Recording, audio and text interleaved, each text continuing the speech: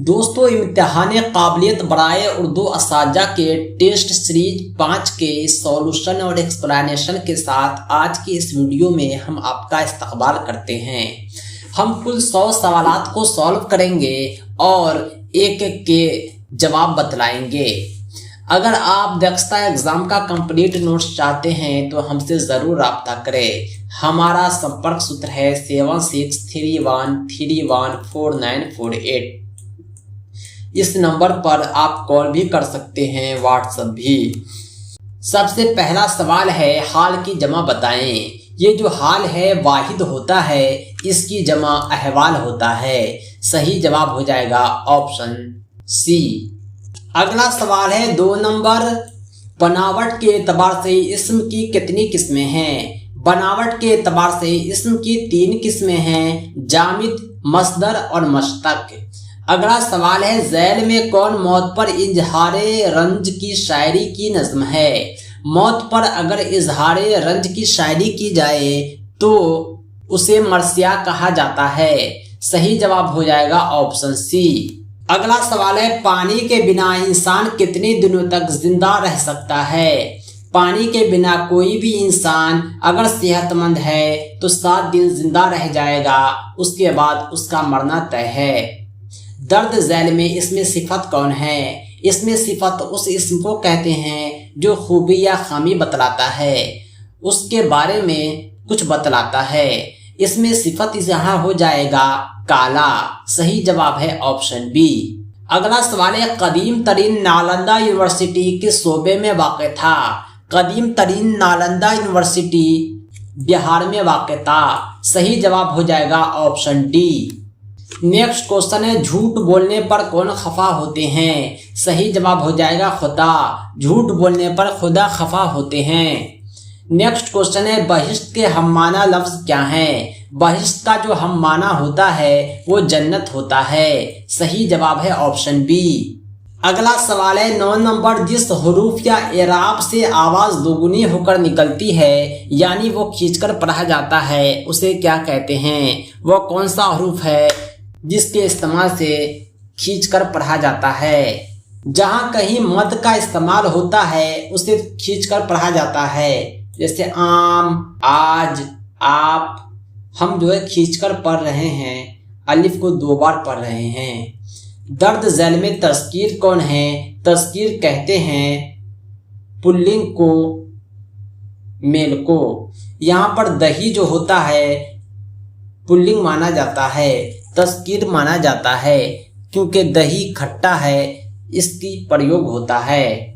Next question है, झैल में लाहिका की मिसाल है। साबका उसे कहते हैं जो हरूफ के पहले लगता है, लाहिका उसे कहते हैं जो हरूफ के बाद में लगता है। यहाँ पे कार लफ्ज जो है कलम के बाद में लगकर एक नया लफ्ज बनाया है, कलम कार, इसलिए ये लाहिका की मिसाल है। सही जवाब हो जाएगा ऑप्शन सी। नेक्स्ट क्वेश्चन है, वोट देने से पहले सोचिए समझिए इस नारे का मुनासिब मकाम क्या है? जहां पर बात वोट की आए तो वो इलेक्शन होता है। सही जवाब है ऑप्शन बी।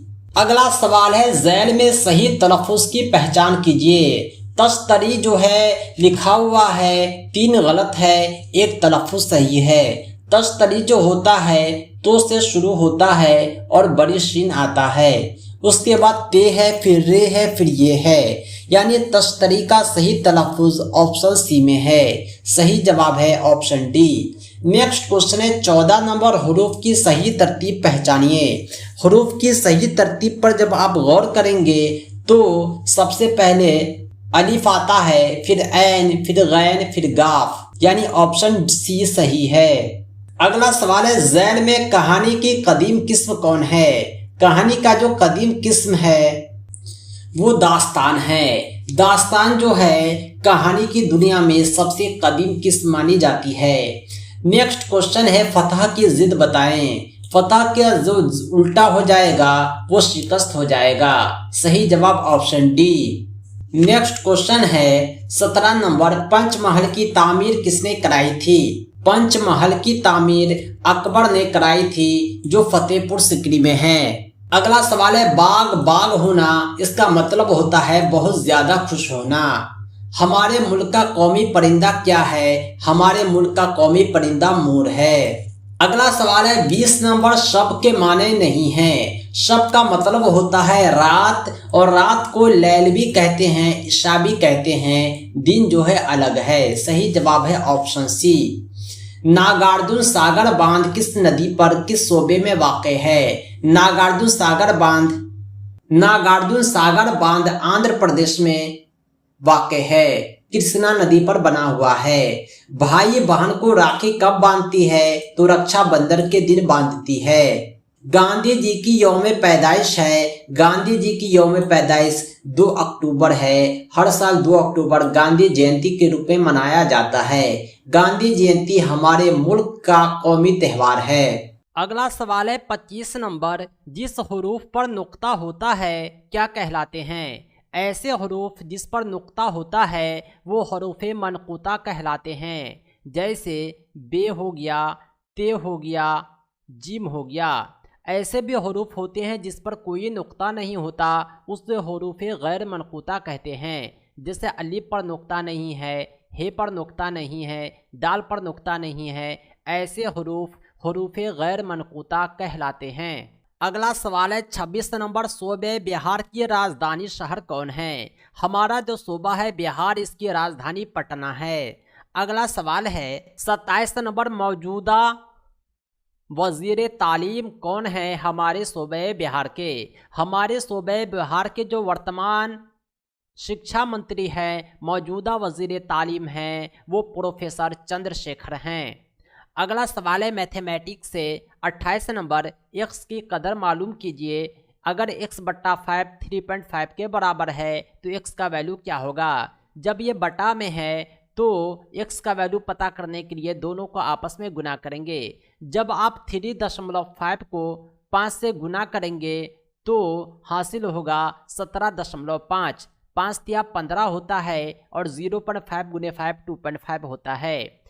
अगला सवाल है 29 नंबर। जाविया की कदर जो एक सीधी लकीर के जरिए जमा की गई है। अगर मान लीजिए कि कोई सीधा लकीर है, इसमें कितना कोण बनेगा? सीधा लकीर में जो कोण बनता है 180 डिग्री का बनता है। सही जवाब हो जाएगा ऑप्शन सी। अगला सवाल है 30 नंबर। मुंदरजा झैल में कौन सा 15,1515 की नुमाइंदगी करता है? आइए हम इसे आसानी से सॉल्व करते हैं। इस सवाल को सॉल्व करने के लिए हमने जो है 15,000, 1515 तीनों को अलग अलग लिखा है।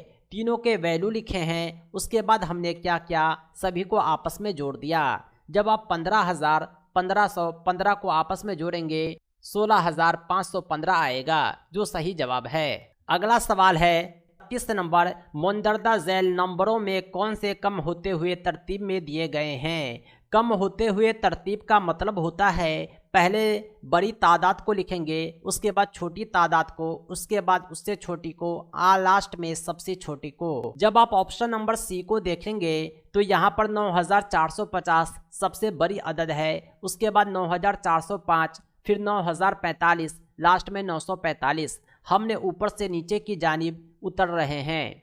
अगला सवाल है 32 नंबर। 35 चॉकलेट को 7 बच्चों में बराबर तकसीम करने हैं तो कितने चॉकलेट आएंगे एक बच्चे के हिस्से में? बच्चा है 7 और चॉकलेट है 35। 7 से 35 को भाग देंगे 5, सही जवाब आ जाएगा।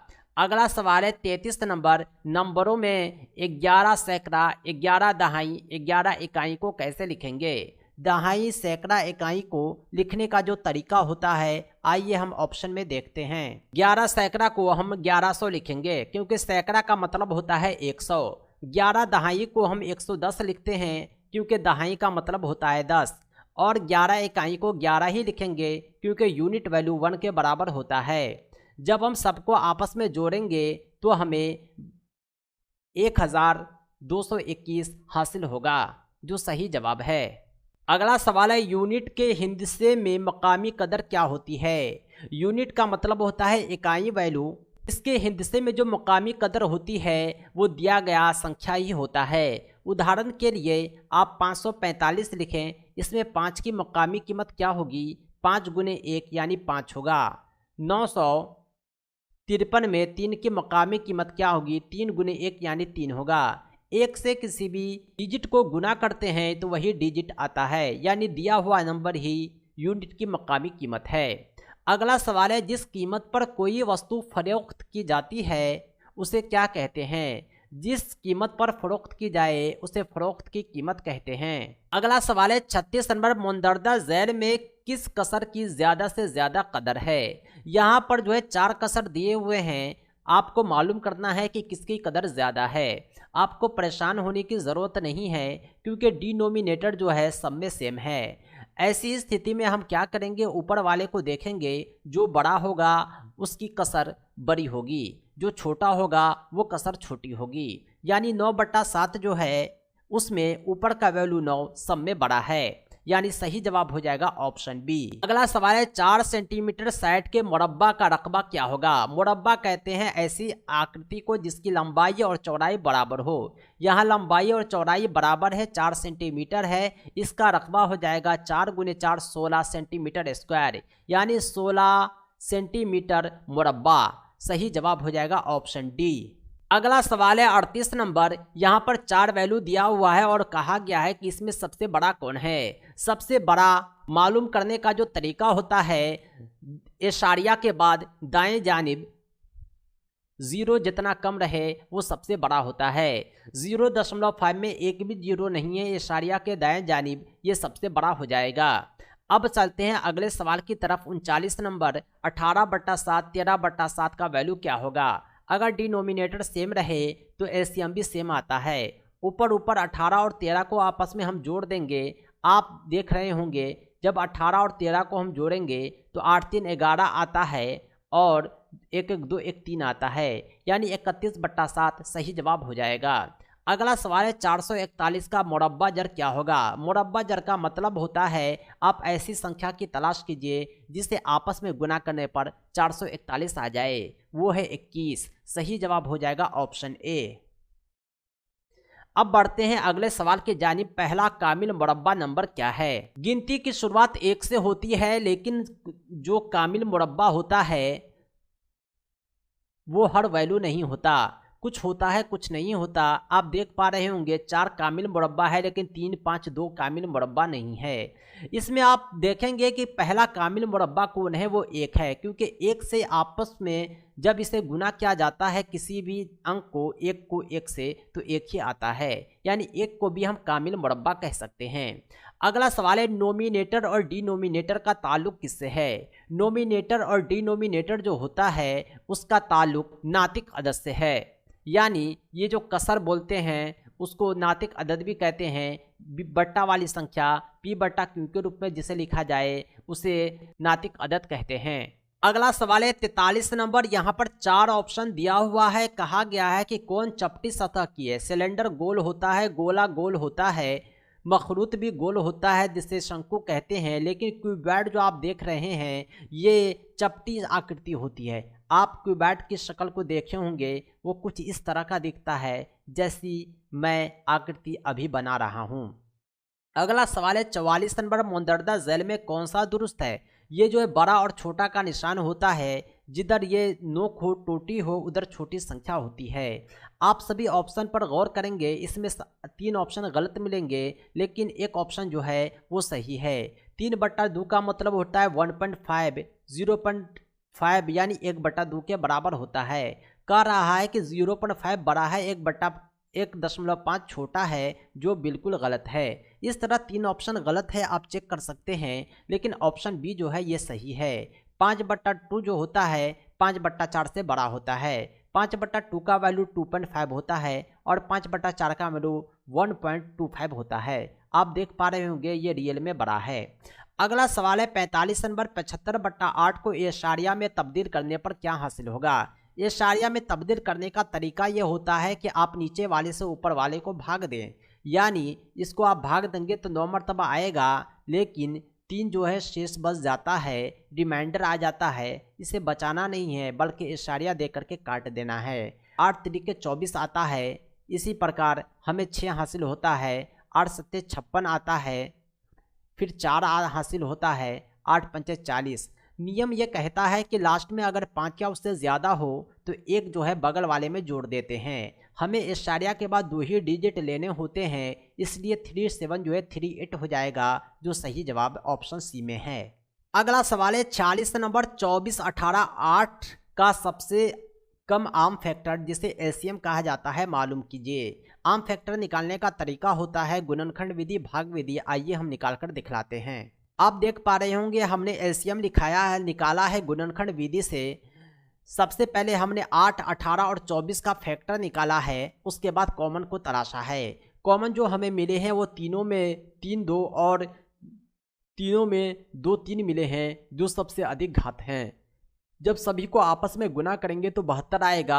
ये लोएस्ट कॉमन मल्टीपुल सबसे कम आर्म फैक्टर हुए। अगला सवाल है 47, अगर 1 दर्जन केले की कीमत 40 है तो 100 रुपये में कितने केले आएंगे। कहा गया है कि 40 रुपये में मिल रहे हैं 1 दर्जन केले, तो 1 रुपये में कितने मिलेंगे, 1/40 हो जाएगा। क्योंकि ये जब गुना में हो तो भाग में आ जाता है। 1 रुपये के में कितने केले मिलते हैं हमें पता चल गया, तो 100 रुपये में कितने मिलेंगे। ऐसी स्थिति में हम क्या करते हैं, गुना करते हैं। जब 1/40 से 100 को गुना करेंगे तो आपको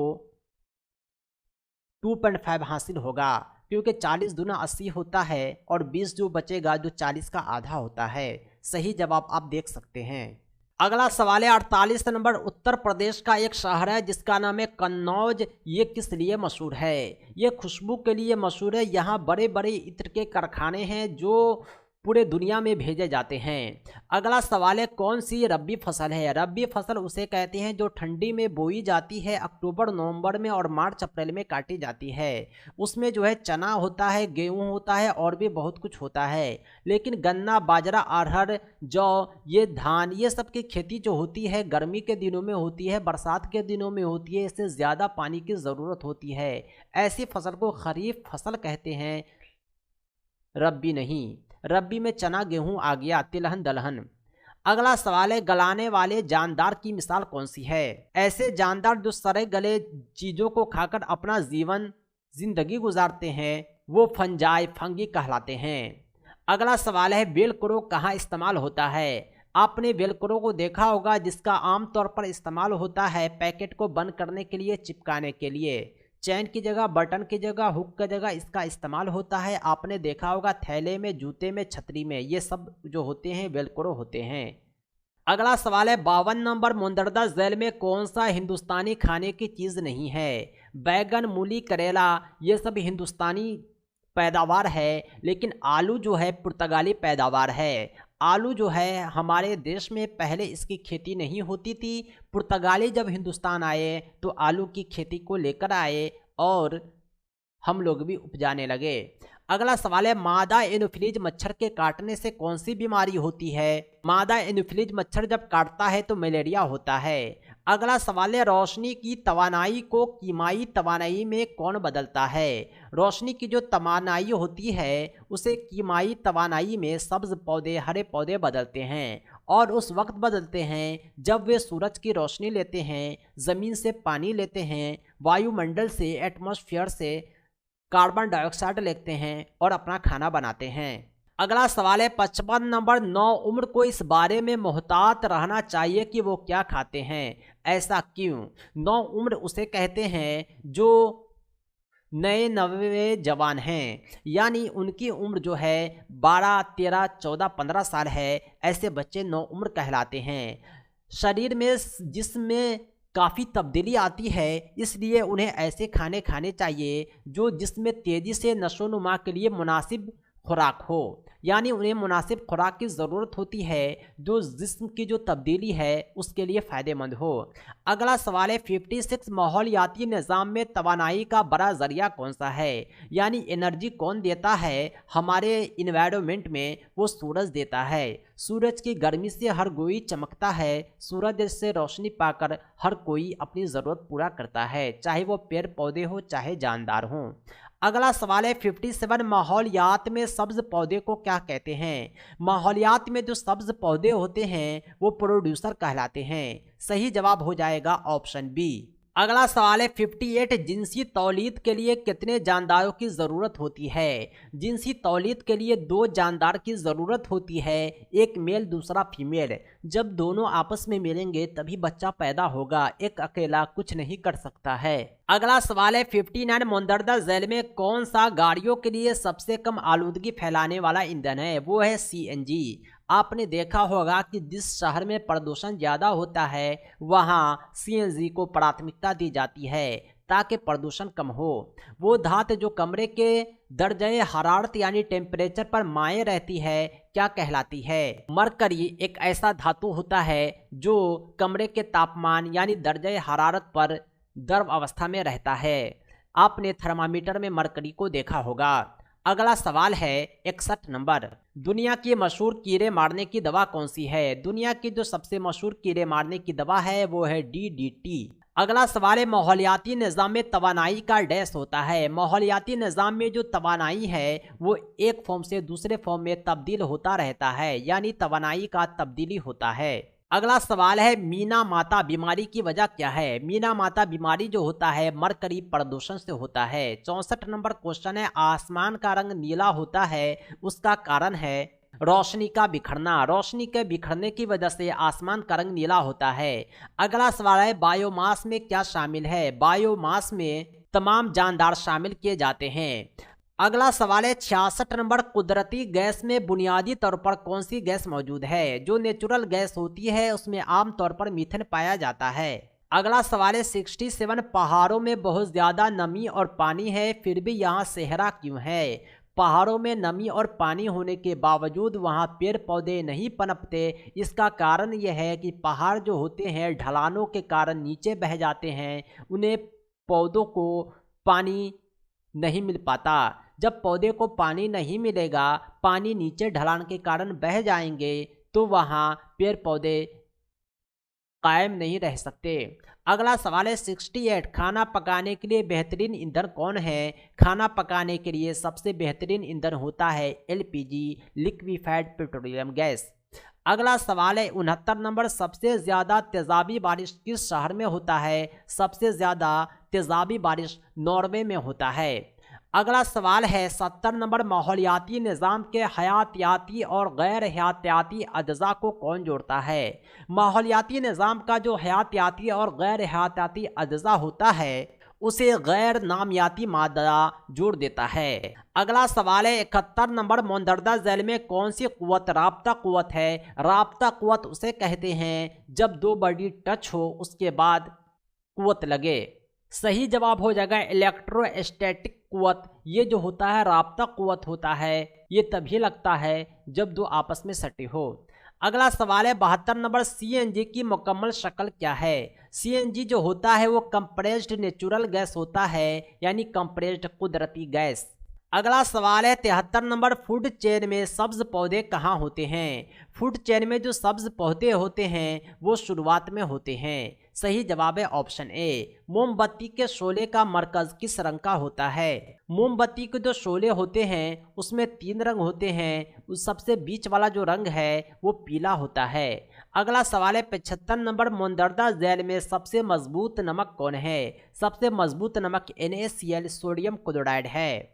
अगला सवाल है 76 नंबर, सब्ज पौधे सूरज की रोशनी को किस चीज़ में तब्दील करते हैं। जो हरे पौधे होते हैं वो सूरज की रोशनी को कीमाई तवानाई में तब्दील कर देते हैं। अगला सवाल है ताजमहल को नुकसान पहुंच रहा है। ताजमहल को तेजाबी बारिश के कारण नुकसान पहुंच रहा है। अगला सवाल है इसमें कौन भारतीय पार्लियामेंट का हिस्सा है। लोकसभा, राज्यसभा और राष्ट्रपति तीनों मिलकर जो है पार्लियामेंट बनाते हैं। सही जवाब हो जाएगा ऑप्शन डी।